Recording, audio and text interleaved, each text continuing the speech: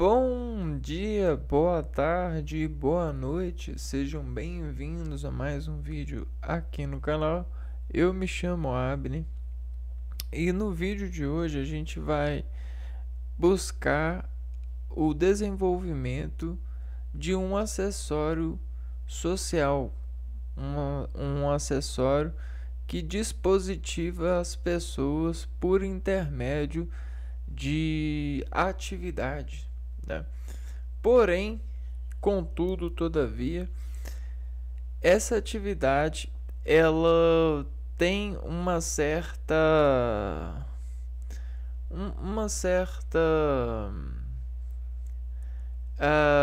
modulação que coloca entre duas partes um consenso. Então ela procura escolher entre dois uma predileção, né? Então essa que é a ganância que diz engraçado, que diz a graça da atividade desse esporte, sobretudo da coletividade. É lógico que tem para chegar nessa escolha, nessa vitória de uma equipe, a gente tem vários condutores, né? Ou seja, práticas de condução que estabelecem entre toda esse raciocínio técnico, toda essa atividade, o benefício para uma das equipes, um dos lados. A gente vai falar hoje do basquetebol. E veja bem, todas as bolas, elas são meios de relacionamento. Ou seja, são sementinhas que buscam sobre processo sintetizado, né, sobre regências, sobre morais e éticas de um estabelecimento, desenvolver uma certa modulação que teoricamente desenvolve uma flow, ou seja, um ganhador, um reprodutor, a vida, sobre a dimensão dessa escolha, dessa nascente de escolhas dentro de variabilidades de potenciais de seres escolhidos, né? E ponto e final, né? Tipo assim, se você quer escolher alguma coisa, você precisa de um raciocínio que vai basear a sua escolha quando você se perguntar: por que eu não escolhi a outra? Por que eu preferi essa? Né? Isso é o julgamento pessoal, o julgamento íntimo. Entretanto, o jogo ele tem um julgamento íntimo que é entre as partes, né? Então, até por isso a gente tem, né? Muitas pessoas não sabem por que tem, ou sabem, ou dizem que sabem por química, né? Por repetição dos saberes, entre aspas, por decaimento, né? Então a gente vai tentar ir pro fundamento de saber, pro fundo de saber. E por que a gente tem times, a gente tem campos, a gente tem equipes, a gente tem torcidas organizadas? Porque isso tudo é uma dialética, isso tudo é o consenso que reúne o engajamento para essa atividade permanecer. Porque, querendo ou não, ela é uma sintetização daquilo que acontece na natureza sobre as plantas, sobre as sementes plantadas, porque ela é um implante social. É uma tecnologia de implantar na sociedade um meio de escolha que vai armazenar motivo e razão. É um meio de escolher por nós, né? Bom, e aí sobre essas sementes, a gente tem as pessoas que são discípulas dessas sementes, ou dessas bolas, que vão virar raízes de desenvolvimento em algum local de trabalho com essa bola. E essa bola, ser discípulo dessa bola, é fazer um envolvimento, um desenvolvimento, uma relação com ela. Ela é um eixo de partícula que vai desintegrar atividade e domínio de controle sobre o agente que vai treinar sobre essa cadência de objeto de reação. Sobre essa substância existem vários verbos a serem aplicados e vários adjetivos para serem comemorados e vários substantivos para serem movimentados. Sobre essas demandas a gente vai em uma quadra e escreve uma nova vida, uma nova versão de se envolver com a vida. Isso é clima interior. Isso é decisão no interior para saber em qual galho vai nascer flor, vai nascer sensibilidade. Por quê? Porque naquele local ele é o escolhido por causa do sol, por causa das condições ambientes. Então tudo tem a explicação. Por que o jogador está ali?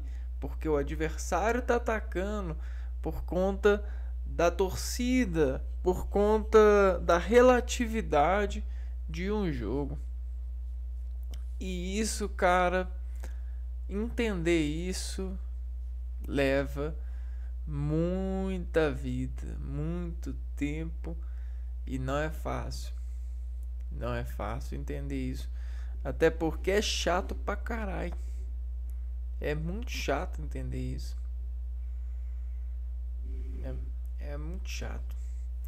Mas a gente precisa de ferramentas para os chatos, né? E aí o que acontece? Com a ferramenta para os chatos, a gente consegue descascar os chatos e até mesmo desenvolver com o chato aquilo que vai fazer com que a gente tenha superioridade, para fazer com que a gente consiga olhar para os locais certos, com domínios de olhos certos, com frequências de concentração certa. E aí a paisagem começa a ganhar cores diferentes e começa tudo a ficar legal. Então a gente só consegue fazer a vida ficar legal quando a gente respeita o chato, quando a gente extrai do chato a ordem daquilo que vai nos dar fertilidade, aquilo que vai nos legalizar, aquilo que vai nos deixar legal, sobretudo com a capacidade. E aí, depois de demorar muito tempo com essa chatura, digamos assim, estudando, aprendendo todas as tolerâncias e intolerâncias que nós, como seres indivíduos nesse universo, podemos praticar, independente de qualquer diferenciação prevista, né? A gente está sendo a todo tempo preso pelo motivo da imprevisibilidade que existe em nós. E as práticas esportivas nos ajudam a manter essa prisão em dia. Essa prisão, ela é a uniformidade de gerenciar os nossos pensamentos, é a uniformidade de respeitar as escolhas, por mais que não sejam baseadas na nossa torcida. Essa é a forma que a gente consegue encontrar equilíbrio para domestificar os nossos impulsos frente aos desimpulsos que, em vezes ou outras, fazem com que a gente se torne irracional imprevisivelmente. Por isso que a gente se cerca de elementos, de símbolos que nos fazem lembrar da forma racional que escolhemos ser, graças aos domínios dos nossos técnicos em vidas, nossos Jesuses, nossas Marias, nossos irmãos e irmãs, nossos descendentes. E isso é uma chatura, não é mesmo? Mas é daí que a gente consegue encontrar o elemento X que nos vai deixar legal na vida. Independente do seu estado econômico, independente da sua de quem são seus amigos, independente do seu estado, sua família, é isso que te deixa no estádio de Deus, no paraíso. É aí que a gente começa a entender o paraíso da coisa. Bom, mas aí o pessoal fala, tem que pôr a mão na massa. E tem mesmo.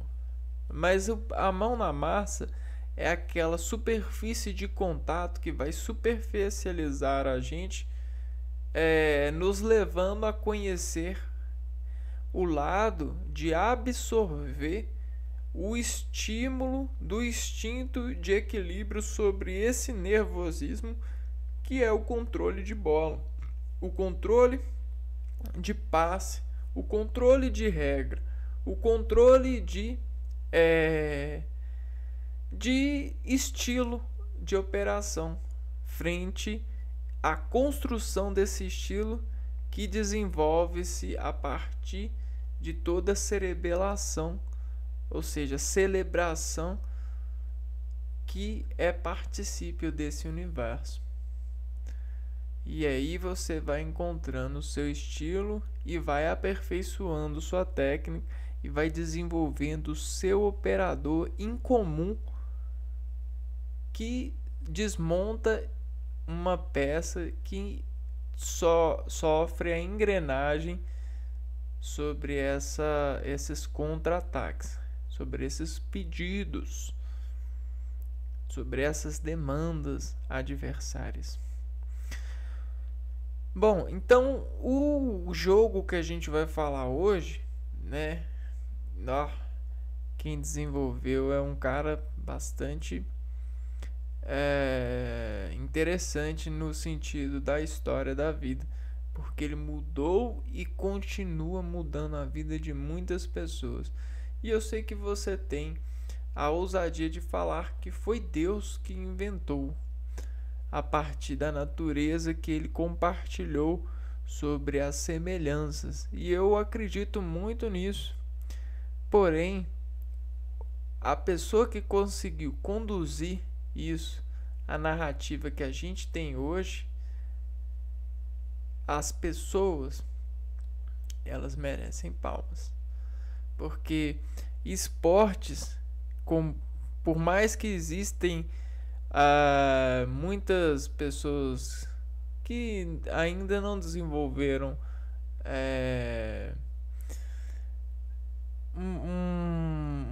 uma cultura melhor frente à divisão socioeconômica que pesa a existência desses esportes e das pessoas que estão envolvidas, né? O esporte é algo extraordinariamente bom. É algo que consegue contemplar o homem na natureza do homem e levar o homem a buscar o bem entre as partes, a buscar o lado melhor de si. Custe a progressão que custar, né? E isso é muito importante em uma sociedade.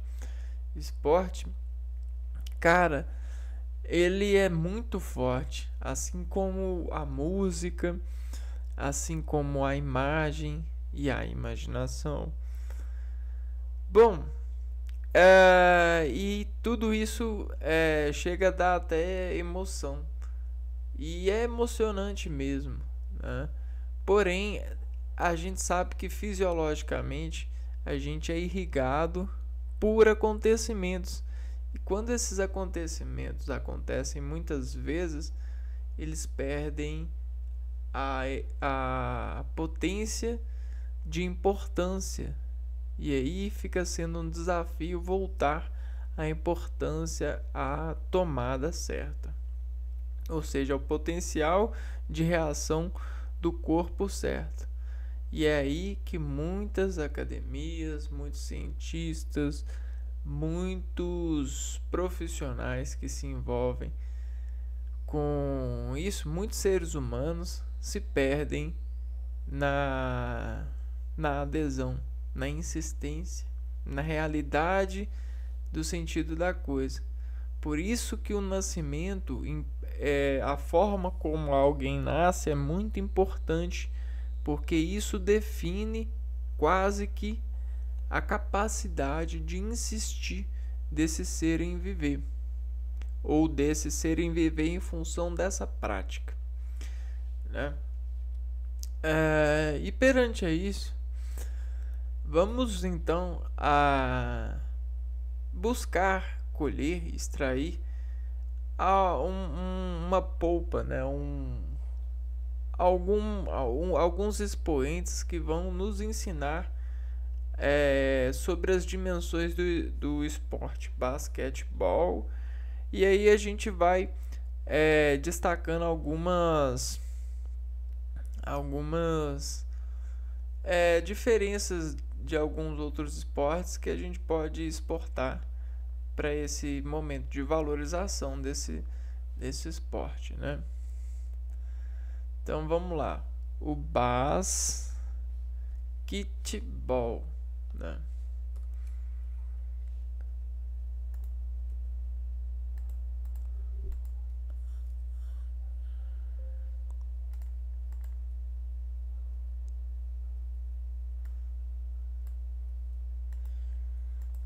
Vamos lá, ó.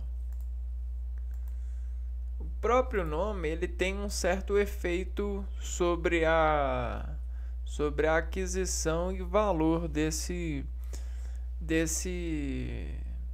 vetor de nos levar, de nos abrir ao jogo, né? Ao lado jogado.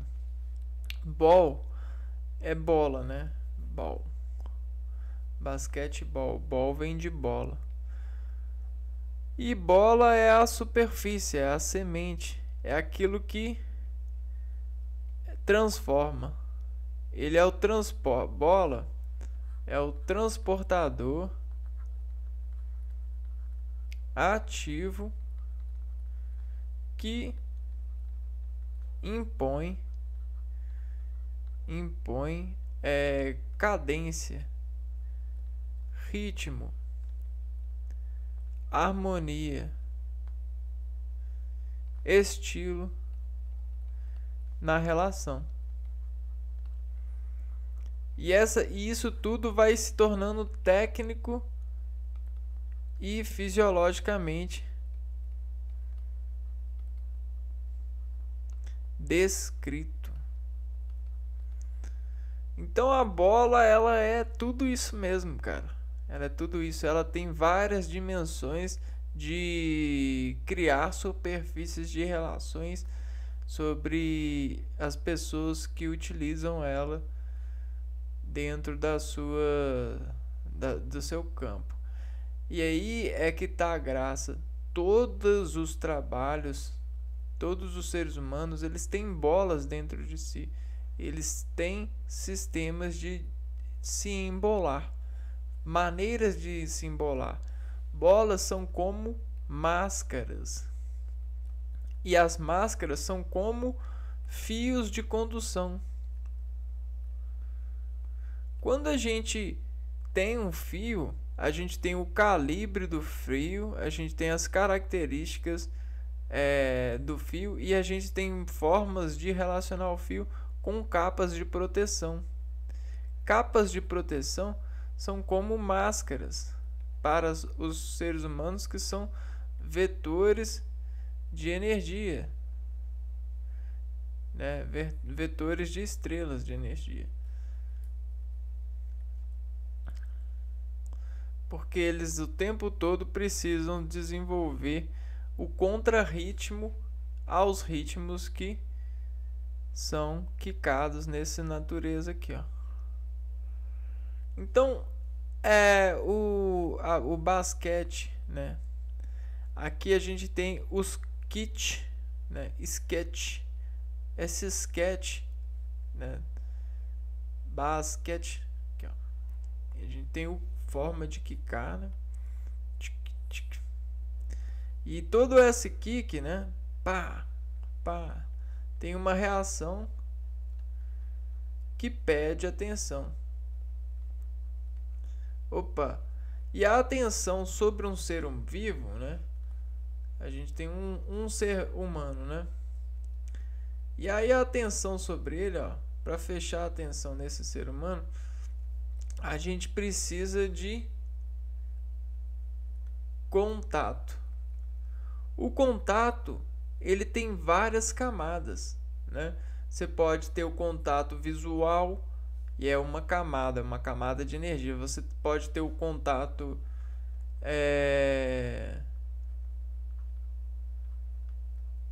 você pode ter o contato de áudio, né, sonoro.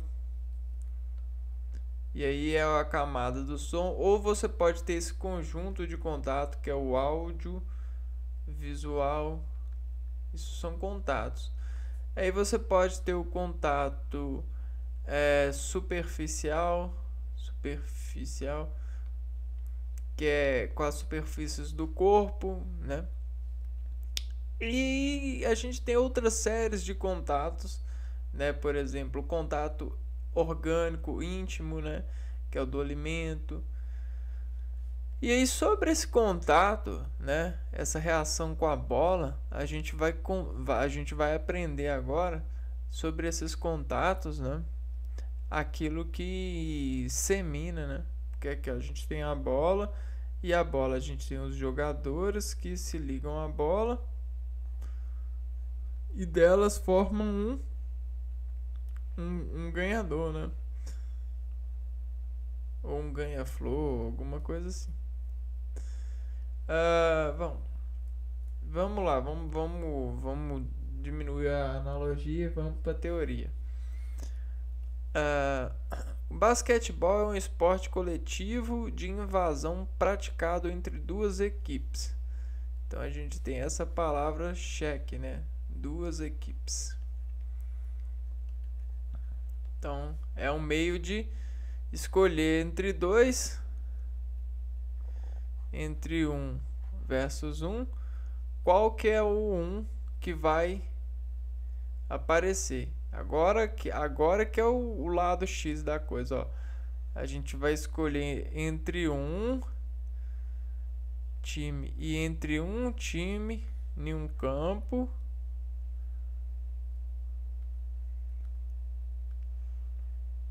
qual que vai aparecer.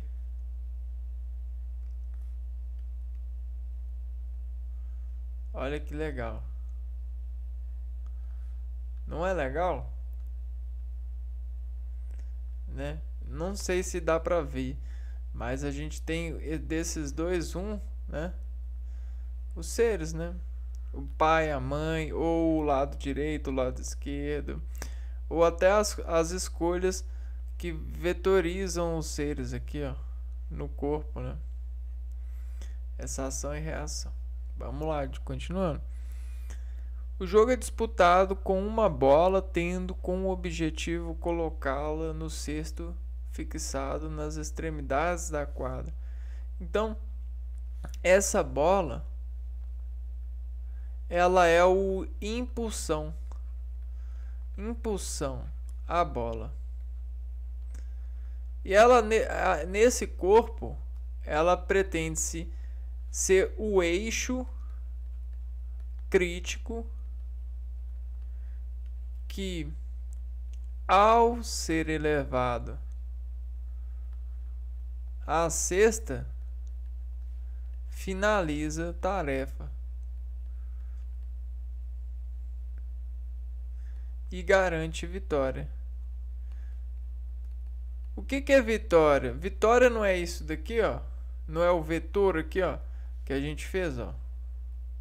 A gente tem um em comum. E aí, olha só, a energia chega por aqui, né? E vai entrando, ó. Ó o vitória. Vai decaindo. E aí, ó, você vai fechando ela, vai fechando ela, vai fechando ela. Opa, fechei tudo. Reagir a isso. Fechei a reação. Concluí a tarefa. Saí do trabalho, saí da escola. Terminei a prova. Fui no supermercado. Ok? Então tem essas chaves de conduta, para quem não viu.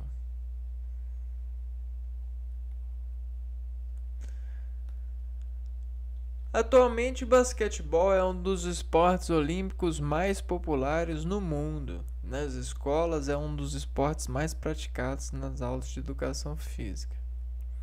Então, olha só, educação física é algo que os seres humanos aprenderam a levar muito a sério e, diga-se de passagem, não é algum sério novo, viu?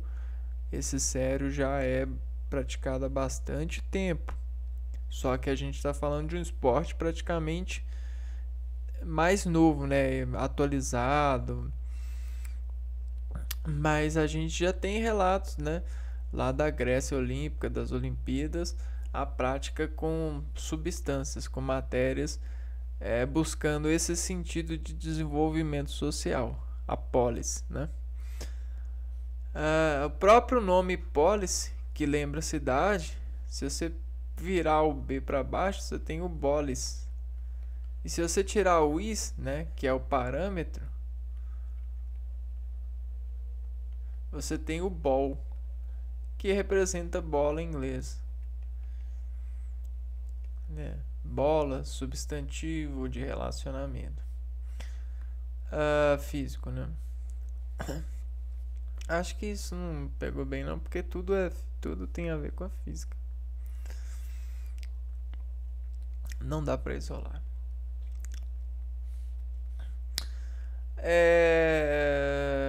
Só no papel, mas mesmo assim a prática disso leva a física no jogo, né?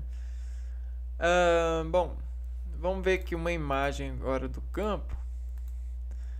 E o legal é que a gente consegue decompor esse campo e os jogadores e todo esse retrato para várias práticas e vários atendimentos de arrecadação de dados para desprever o impulso desses agentes em denominação de prática desses valores. Cara, isso é muito foda, cara. Porque é como se a gente pegasse uma planta e estudasse ela na íntegra. Os seus coeficientes de limite, os seus coeficientes de derivados. E aí a gente consegue para um personagem dentro dessa quadra e dessas localizações. Não é uma matemática legal, uma vez que isso vai repetir durante anos e anos. Isso vai ser uma comunhão entre os seres que habitam aqui. Então, você não acha que existe entidades que registram religiosamente todo essa manufatura de entidades vivas, né? Preciosidades, filhos, filhas, nesse exercício de promover ou buscar emoção, desintegrando-se a esse campo, a essa sopa de imposição. Cara, ué, agência de inteligência artificial. Não tem como ser mais espacial do que isso, né? Ou tem? Você sabia, o termo basquetebol vem da língua inglesa, onde o basket significa cesto de bola. Bola. Portanto, no inglês, basketball significa cesto de bola. O cesto de bola. Você está de bola. Bola, para quem não sabe, é um rolamento, é um eixo esférico, que é a imagem do movimento, né? É o movimento constante. É o que o Einstein prediz no universo. Um objeto, uma bola, no espaço, no universo, ela tende a, uma vez com movimento, ela tende a manter o movimento se não tiver nenhuma força contrária a ela, né? E aí é o que a gente enxerga como a Terra no universo, lá em cima, né? A Terra lá em cima ou lá embaixo, né? Dependendo da onde, de qual é a rotação da Terra, né? Ela pode estar lá. Digamos que aqui é um universo fechado, né? Então pode estar em qualquer parte desse universo, né? E imagina só, se existe um universo aqui, imagina como que é esse universo aqui e esse universo aqui, né? Uma vez que a gente, né, existe o eco dessa informação e o eco dela viaja, né? E ela sempre vai viajar, porque quando preencher aqui, ela vai transbordar para cá e assim sucessivamente, a menos que exista alguma coisa aqui, ó, que consuma toda essa reação desse corpo aqui, ó, dessa Terra. É doido, são teorias isso. Origem e história do basquetebol. Origem e história. Isso é um lado que eu comecei a gostar, porque, cara, são personagens que, de certa forma, tem um certo agradecimento garantido por nós, né? Cara, a bola de basquetebol é algo assim que, mano, é top pra caramba, né? Tipo, se ninguém fizesse aquela bola, cara, né, a bola do jeito que é, e dificilmente a gente teria, né, uma bola assim. Origem e história. O basquetebol foi criado pelo professor de educação física canadense, o Jamie Naismith. Então, por isso que é importante a academia, os professores, ó, eles ajudam a desenvolver as coisas que a gente já tem. Naismith.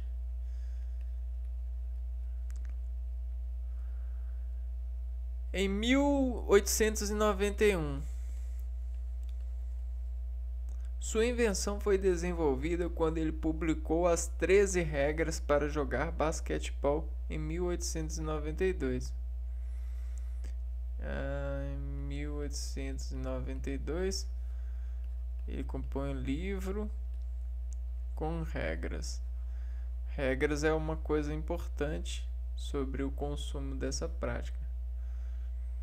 Na época ele trabalhava na Associação Cristã de Moços de Springfield, Massachusetts, nos Estados Unidos. Massachusetts. E aqui a gente tem uma... Bom, dá até para parecer com uma fruta, né? Por exemplo, a melancia, o melão. Aquele amarelinho, né?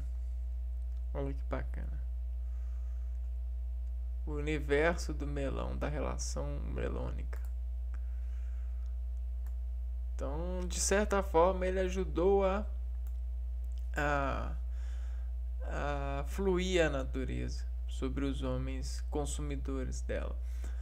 O esporte surgiu como uma alternativa ao inverno rigoroso da região, diferentemente dos outros praticados ao ar livre, como o basquetebol e o futebol americano. Como o beisebol,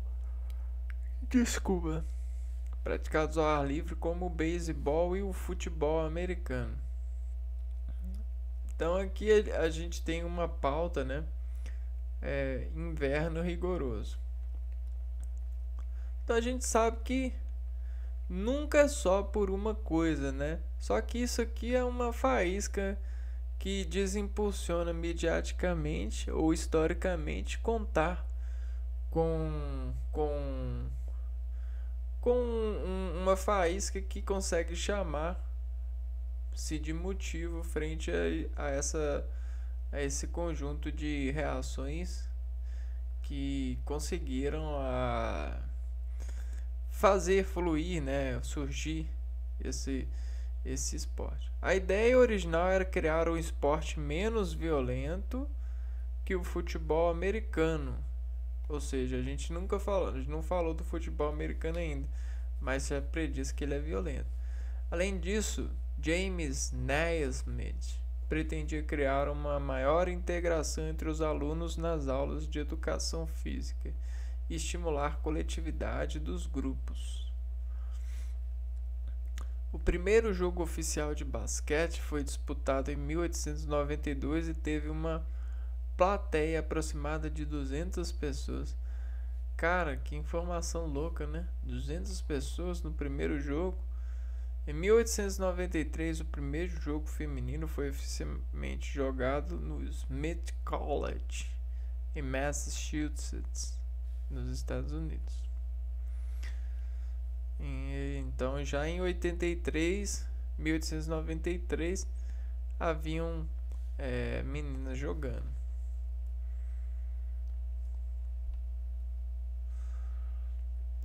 Aqui é a imagem da bola. E eu particularmente acho essa bola muito bonita em relação às outras bolas que eu conheço. E ela tem as suas linhas também bacana. E eu gosto muito do que ela faz, né? Da composição dessa bola. Ela permite o kick. O kick é você mandar uma instrução com a bola, né? Ela vai bater em uma superfície e vai voltar mediante a superfície em que ela se encontrou, descontactuando a pressão, né? E ela vai despressionar-se de tal forma que a pessoa vai conseguir pegar, né? Vai conseguir ter a chance de pegar sem se movimentar tanto em função disso.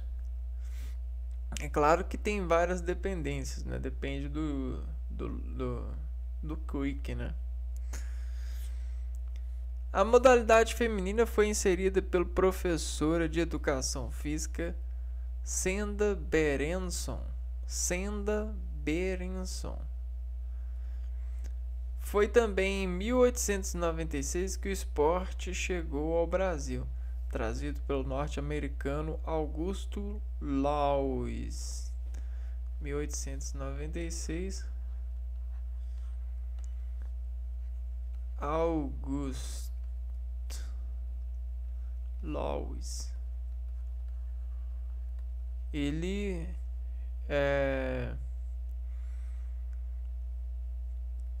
ele traz para o Brasil, né? Traz para o Brasil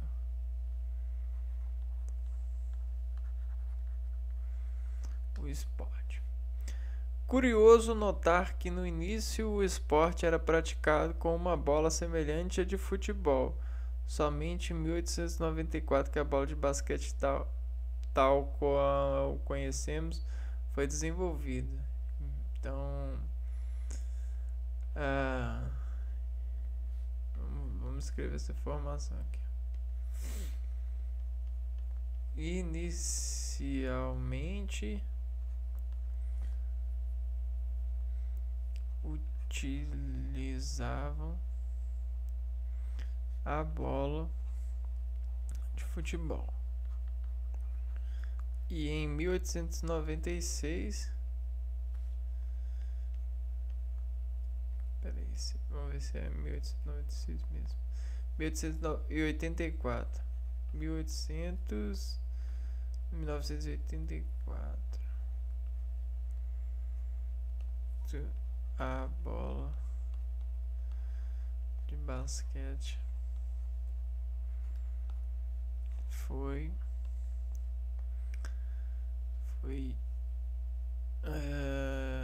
desenvolvida.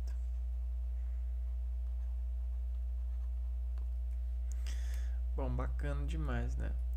O primeiro jogo de basquetebol nas Olimpíadas aconteceu nos Jogos Olímpicos de Berlim, em 1936. Então, em 1936, primeiros jogo olímpico.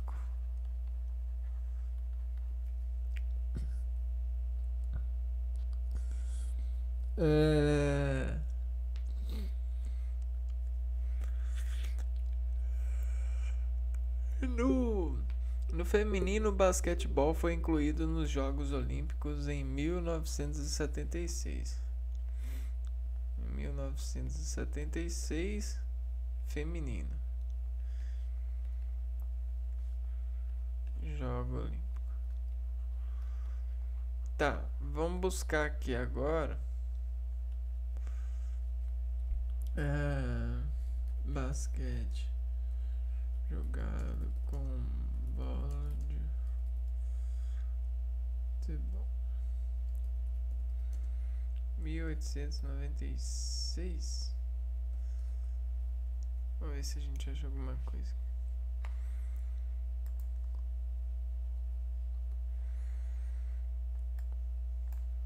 Ao sexto. Olha lá a bola de futebol. E o sexto. Equipes. Então todo esse estereótipo de roupas, tênis, essas técnicas, todas essas demandas técnicas que hoje em dia a gente tem uma certa facilidade de adquirir, de certo modo, né, relacionado aos anteriores,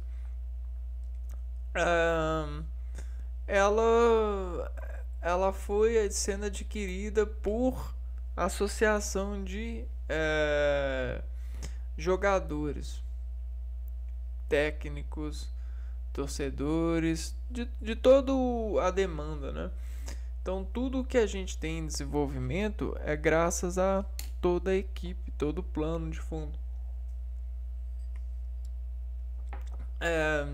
Mas isso não quer dizer que você precise de tudo isso para jogar, porque se você pensar de uma forma mais simples, vejam só, né, a gente tem aqui, ó, imagens dos primeiros jogos, né?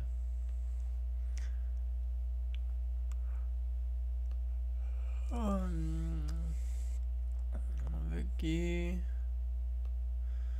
Primeiros jogos de basquete.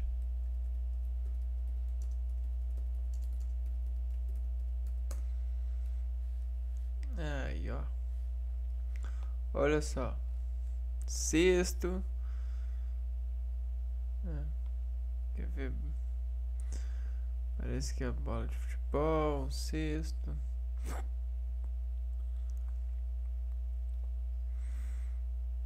Isso é muito interessante.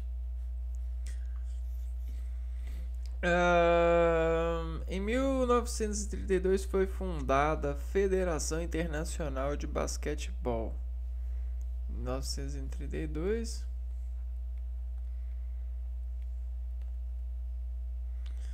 Federação Internacional de Basquete.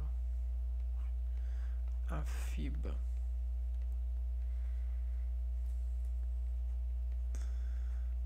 Federação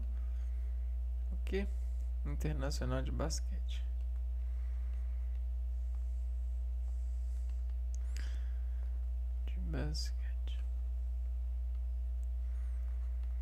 É fundada.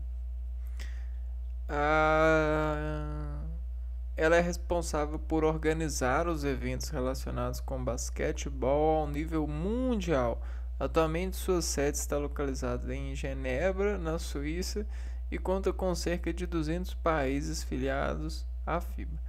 Olha, eu tenho um comentário a tecer, né? Porque geralmente tudo isso ele tem ganhado proporções que são, digamos, seletas, né? A pessoa, para ela desenvolver uma aproximação para o esporte, para ser jogador, ela tem que jogar muito e muito cedo.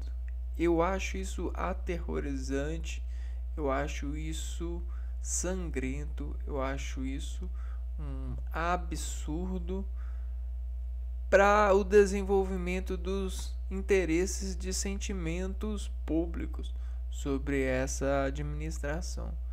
Porque um esporte que foi fundado para ser popular ganhou um status que, se alguém quiser entrar, se alguém quiser entrar, formar um time para entrar para competir, a pessoa ela tem que entrar, né? O pai tem que colocar ele na escolinha desde os 3 anos. Ele tem que se preocupar muito em ser muito bom, o melhor do mundo, profissional do mundo. Cara, isso é aterrorizante. Chega a dar nojo quando a gente vê pessoas que sacrificam desse modo e fazem nascer pessoas para serem extraordinários a esse ponto. Porque, querendo ou não, elas precisam de muito rendimento financeiro no final, quando estiverem fazendo sucesso com os seus torcedores, isso e aquilo, e eles vão fundar a razão da inveja. Eles acreditam veemente que quando a gente vê eles, a gente vai sentir inveja deles. Mas, querendo ou não, existe um certo amargo nojento por causa da dificuldade de credenciar a vocação dessa operação, que é uma coisa simples, né? Você não precisa de treinar a vida inteira, você não precisa de querer ser isso e aquilo. A gente não precisa disso, de toda essa aonde a gente está nesse sentido, porque seria muito melhor se fosse algo, por exemplo, se essa academia recebesse pessoas simples, né? Se ela desenvolvesse uma operação de equipes que pudessem jogar e não precisassem ser tudo isso que são, né? todo esse, digamos, exagero, né, sobre essa densidade que dizem respeito a essas famas de jogadores ganhando milhões, time comprou jogador, aquilo, isso é muito, cara, isso é muito, sei lá, isso não me parece bom, sabe? Isso não me cheira bem, digamos assim. Isso não me cheira bem. E isso eu acho que avacalha muito. Porque, assim. Sei lá. Não é pra qualquer um, né? Toda cidade poderia ter uma filial pra poder montar um time, pra poder participar nisso. Mas não tem, né? Uma coisa que seria muito simples de instalar para poder motivar a população, ou, né? Não tem. Me parece que são só os melhores dos melhores dos melhores que chegam à FIBA, que chegam a um time disso, daqui. Sei lá, eu tenho essas questões assim que eu acho isso muito ruim, principalmente no ensino médio, quando as crianças estão aprendendo, estão com muita vontade, né? E aí elas são estimuladas pelo dinheiro, mas logo caem da cadeira porque não tem um time, não tem uma associação no seu bairro, na sua cidade. Não tinha que ser muito bom para ser chamado por um time, por olheiro, isso aqui, sei lá, é aterrorizante para as famílias, para a comunidade, para as pessoas que sentem toda essa questão e gostar de assistir isso. Falar pra você, as pessoas não gostam, as pessoas gostariam de jogar. Assistir não é bom, só é bom assistir quando tem gente envolvida. E essa fábrica de envolvimento das pessoas sobre isso é fábrica, né? Porque você precisa de criar um motivo para envolver alguém na atenção de alguma coisa. Então aí é que tá. Aí eles falam assim: esse é o time da cidade tal. Mas será que, né? Esse é o time da cidade, sei lá o que. Aí você meio que provoca as pessoas a torcerem, né? Mas isso é muito mentira, porque as pessoas só torcem quando tem algo envolvido, né? E quando elas estão envolvidas diretamente ou indiretamente. E esse indiretamente, às vezes, ele chega a ser muito, assim, de certa forma, mentiroso, né? Porque eles criam uma falsa representatividade, de certa forma, para poder trazer pessoas a torcer por eles, né? Assim, digamos assim, né? Dentro dessas, por isso que tem os lados ruins, né? Sempre tem os oportunistas com as ideias revolucionárias de provocar provocar os seres humanos à volta a torcerem pro time, a comprarem, ajudarem a financiar os times, isso e aquilo. Regras do basquetebol. Vamos para as regras agora. Regras. No basquetebol, o objetivo é inserir a bola no cesto correspondente à sua equipe.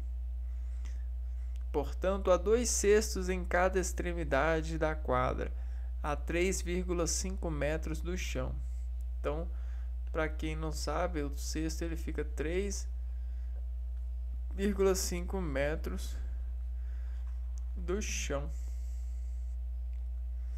O local onde está o cesto é chamado de tabela. Então, no chão. A tabela. E a tabela, ela é tabela porque realmente ela tem uma tabela instalada nela, né? A gente fala de ângulos de promoção. A gente vai ver isso aqui, ó. Vence a equipe que fizer maior número de pontos. Então, abrir. Olha só. Tá vendo isso aqui, ó? A gente tem a cesta aqui bem no meio. E aí a gente tem aqui, ó.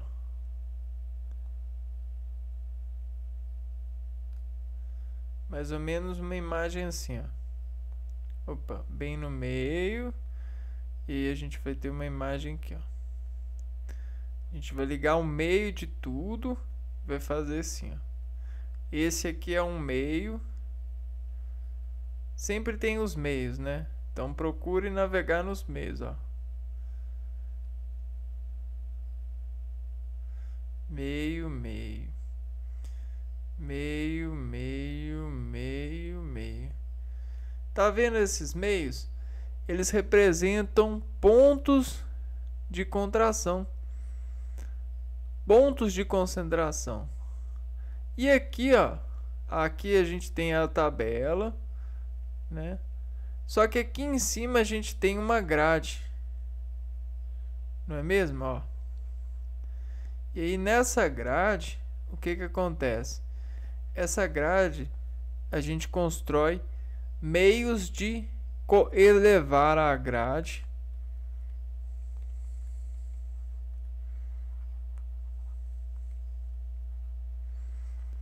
a lançamentos de controle. Então existem locais que são controlados aqui, ó. São locais controlados onde garantem sim a cesta, né? Por conta da ação e reação aqui, ó.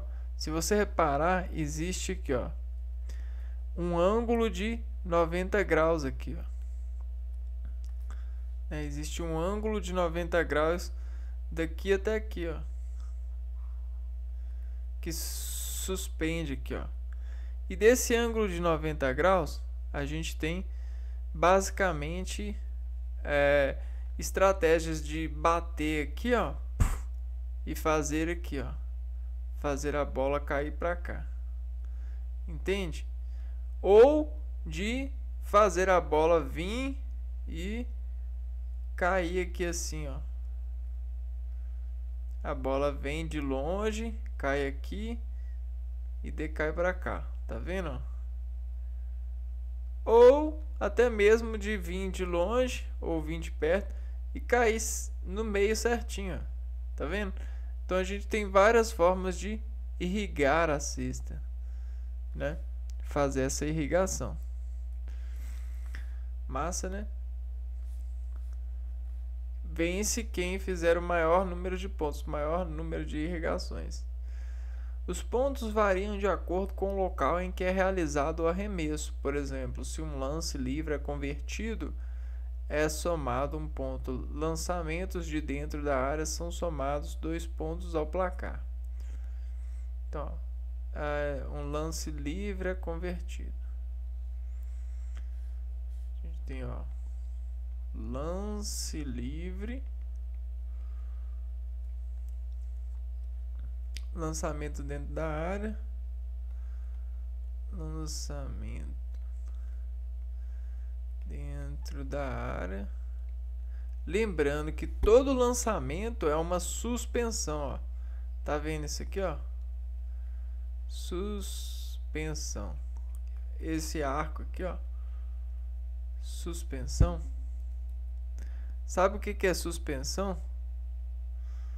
Suspensão é um momento de diferença, né? É uma subtração. É uma diferença. Porque a suspensão, ela pode mudar tudo. Então, um momento de suspensão é um instante que pode mudar o ponto,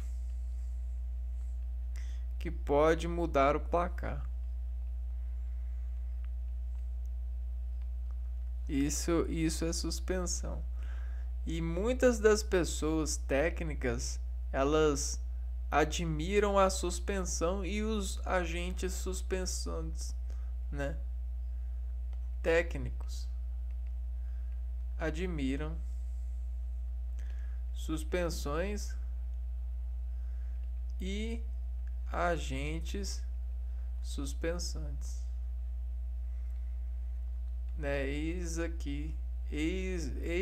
aqui, Senhor. Há ainda os lançamentos que valem 3 pontos. Esses são contabilizados quando o lançamento convertido é realizado de fora da linha circular, localizada a 6,75 metros de cada cesto. Então, 6,75 metros de distância equivale aos 3 pontos. Cara, é muitos metros, né? O jogo está dividido em 4 tempos.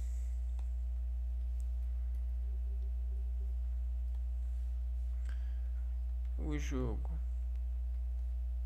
é 4 tempos. É dividido em 4 tempos, sendo 10 minutos úteis para cada, ou seja, o cronômetro do jogo só avança quando a bola se encontrar em jogo. Então, tá. 4 tempos de 10 minutos. Que contam quando a bola está em jogo. O jogo está os passes de bola podem ser passes de bola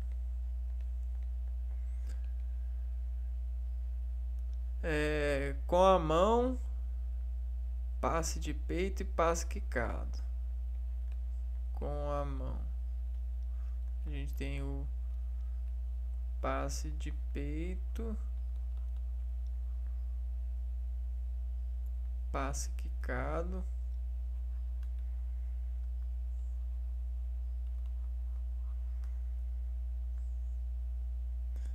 passe de ombro e passe por cima da cabeça.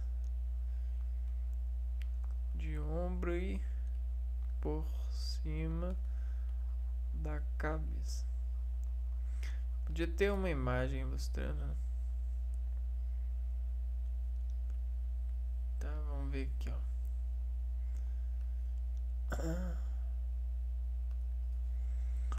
Passes do basquete.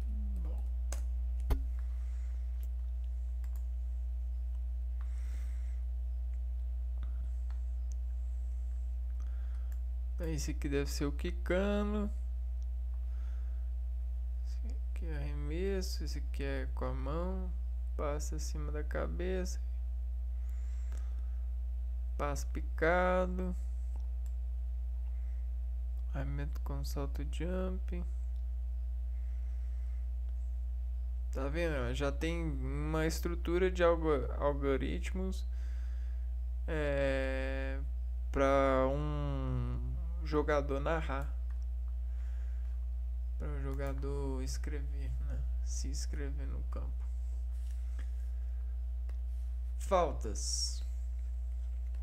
O que é considerado faltas? No jogo basquete, um jogador não pode fazer mais que 5 faltas. Então, 5 faltas é o limite. Se isso acontecer como punição, ele está expulso do jogo. As faltas podem ser cometidas quando há contato ilegal entre os jogadores. Olha que doideira. Contato ilegal. Isso é falta. Agressão entre jogadores.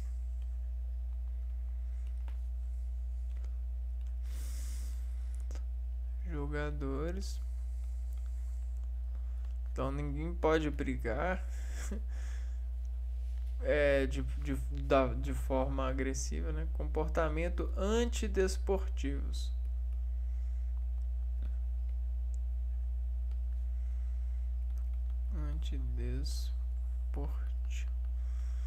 Então esse contato ilegal deve ser encostar o pé ou outras partes do corpo na bola. Os jogadores. Quem são os jogadores? Conhecendo os jogadores. O basquetebol é disputado entre duas equipes de 5 jogadores cada. São classificados em armadores, extremos e pivô. Então a gente tem 5 jogadores, sendo armadores, extremos e pivô.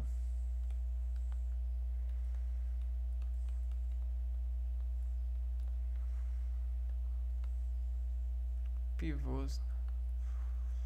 Vamos lá. Os armadores. Quem são os armadores? Eles são os responsáveis por organizar o jogo. Como característica, geralmente são os jogadores mais baixos do time, mas muito habilidosos, rápidos, com excelentes capacidades de passe. São os organizadores. Os extremos são os jogadores que ficam próximos das linhas laterais. Além da capacidade física, suas principais características são os dribles e os lançamentos de média e longa distância.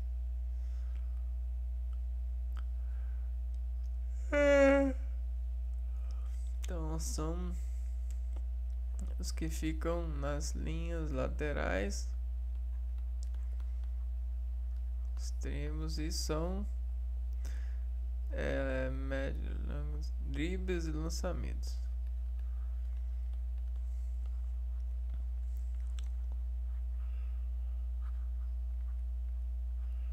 Ixi, que saco. Lançamentos. Aí.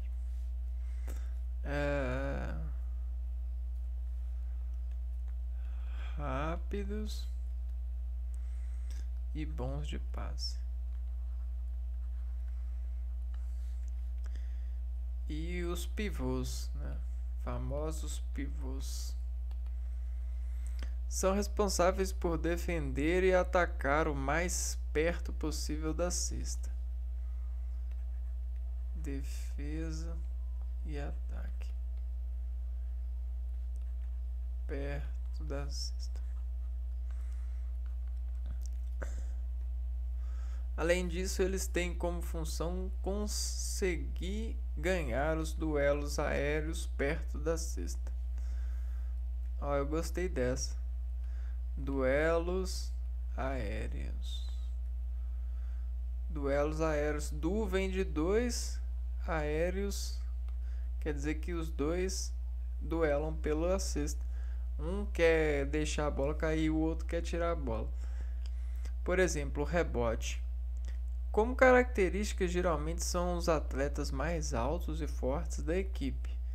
Utilizando essas características físicas e com suas habilidades de jogo, geralmente os pivôs tornam-se grandes pontuadores também. São os mais altos e fortes.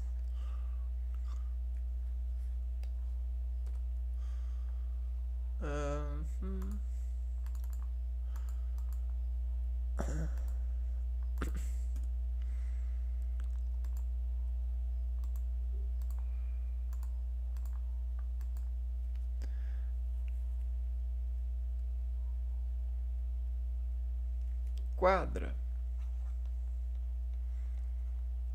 quadra. O basquetebol pode ser jogado numa quadra fechada ou mesmo ao ar livre. As dimensões da quadra são de 28 metros de comprimento por 15 metros de largura. Então a gente tem 15 metros de largura. Opa! E 28 metros de comprimento. Mais ou menos uma coisa assim. Tem uma coisa que é assim, né? Meio, pá. E aqui é muito legal as marcações, né? Porque as marcações elas têm geometria de inteligência. A geometria de inteligência das marcações elas conseguem fazer sobre a supervisão dos personagens, né, dos jogadores, uma certa visão de movimentação em quadra e localização sobre principalmente a cesta e aqui ó a cesta e os aros de arcos, né? Então, pensando no objetivo, né, a cesta aqui ó, X, né? Esses arcos, eles desenvolvem, né?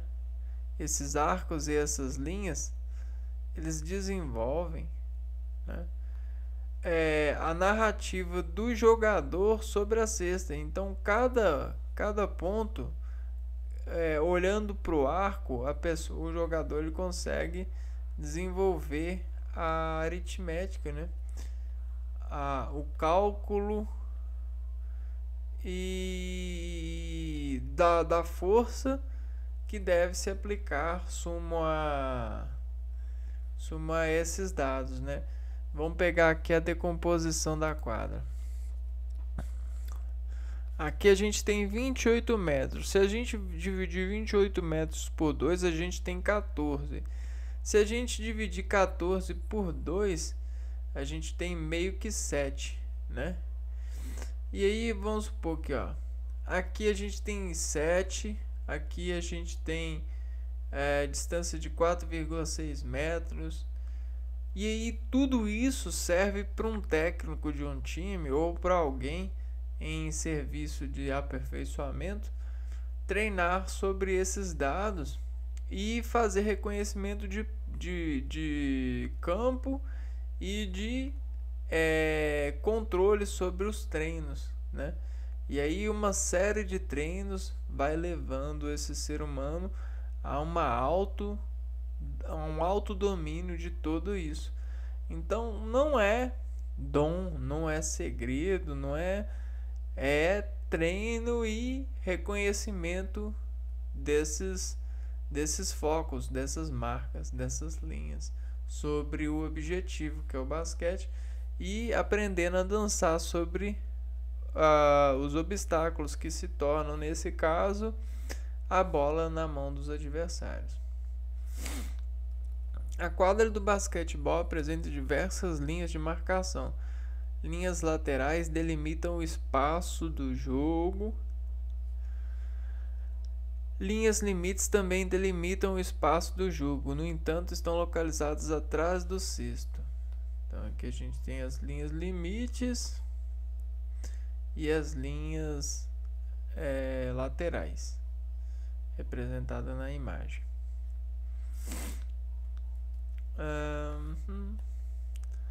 Linha central localizada bem no meio da quadra, ela divide o espaço total em 2.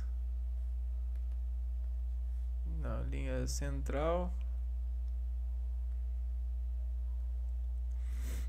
Círculo central. Acima da linha central está um círculo desenhado bem no meio da quadra que possui cerca de 3,6 metros de diâmetro. E aí esse dado é importante, ó. Tem 3,6 metros de diâmetro. Ou seja, em cada meio círculo aqui a gente tem 1,8 metro. Linha de 3 pontos. Linha circular localizada a 6,2 75 metros de cada cesto. Recebe esse nome pois os lances desse local valem 3 pontos. Então é essa linha de ponto. Linha de 3 pontos aqui. Linha de lance livre, localizada mais próxima do cesto de maneira frontal, os jogadores lançam a bola. Tá essa linha aqui.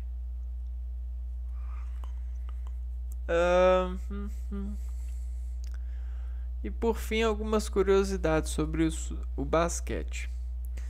Curiosidades.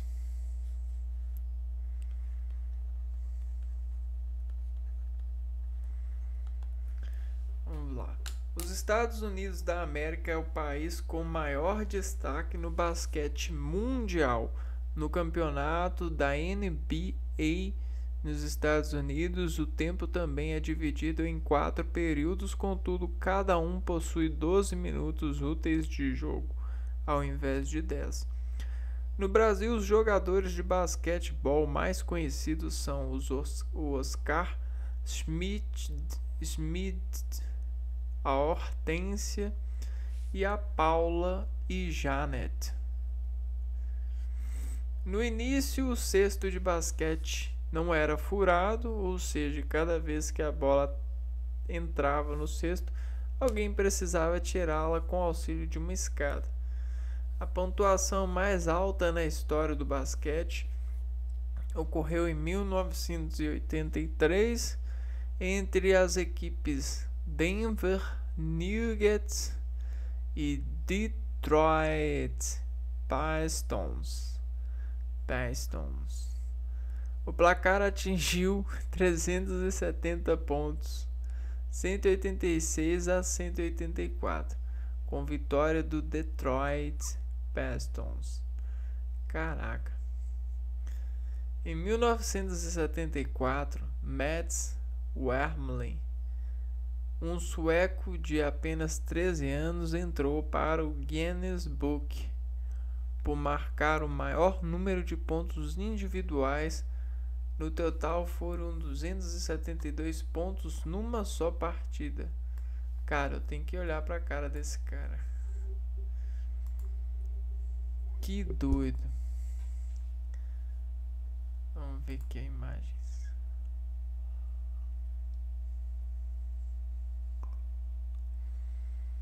Será que é esse? Vamos ver aqui, ó. Basquete.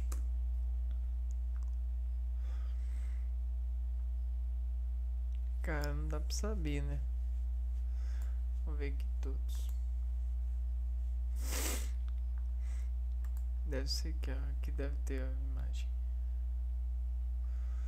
Mets Wermelin.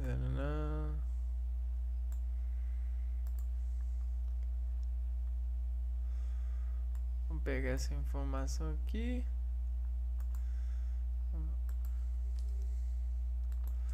Vou colocar aqui. Vamos tentar. Então, the back page. Talvez seja esse aqui, ó. É. Parece que é, né? Caraca. Que doido, né?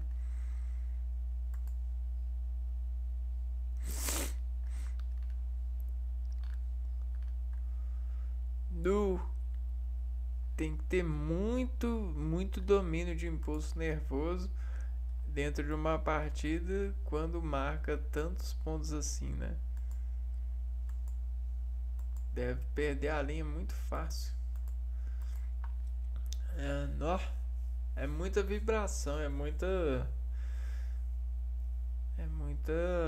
autocontrole, é muito descontrole, na verdade, né?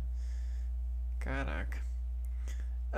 Bom, então é isso, pessoal. Hoje a gente extraiu essas questões do jogo de basquete que são relevantes demais, né? Como elas são de certa forma comuns e são culturais e são preservadas há anos.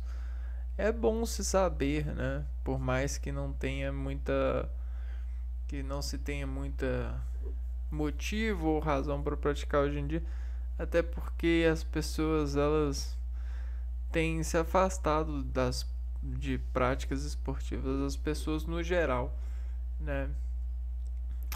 É... E aí, então a gente fica com esse conhecimento aí e se vê no próximo vídeo falando de um novo esporte, de um outro esporte, né? Um abraço para vocês e fui.